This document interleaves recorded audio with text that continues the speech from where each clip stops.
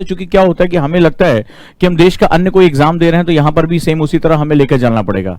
जो यूपीएससी का एग्जाम है, जो आईएएस का एग्जाम है, वो देश में सबसे बिल्कुल अलग तरह का, बहुत अलहदा किस्म का जो है ये एक जो है वो एग्जाम है। इसकी खास बात जो है वो डिफरेंट क्यों है? क्योंकि इसमें जो आपको किसी भी एग्जाम में आपका जो टारगेट होता है मार्क्स लाना या इस स्टेज को पार करके अगले स्टेज में चले जाना, यहां जो आपकी रिक्वायरमेंट शुरू होती है वो सबसे पहले अपनी कंट्री होती है। इस एग्जाम को बनाया है, इसके सिलेबस किस तरह बनाया गया कि आपके देश के प्रति आपका एक रुझान होना चाहिए।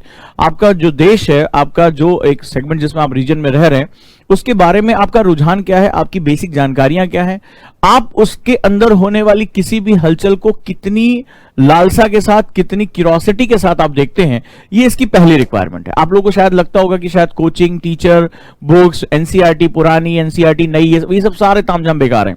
ठीक है, ये पूरा आडंबर खड़ा किया कि जिसमें बच्चा जो है वो इधर से उधर भागता रहता है, उसको पता नहीं चलता कि यूपीएससी चाहता क्या है। यूपीएससी सबसे पहले क्या चाहता है, नो योर कंट्री, अपने भारत को जानो। तो भारत के अंदर जो कुछ भी घटनाक्रम हो रहे हैं, जो हुए हैं, जो होने की संभावना है, इन पर आपकी हमेशा एक दृष्टि बनी रहनी चाहिए। अब देश है तो देश में समाज, अर्थव्यवस्था, राजनीति, संस्कृति, इतिहास, भूगोल, अर्थव्यवस्था, ये सारी चीजें जो एक साथ रन करती है। अतः यहां पर जो है वो एक हमेशा क्यूरोसिटी बनाकर रखना, एक जागरूकता बनाकर रखना इस एग्जाम की पहली और सबसे जरूरी शर्त है।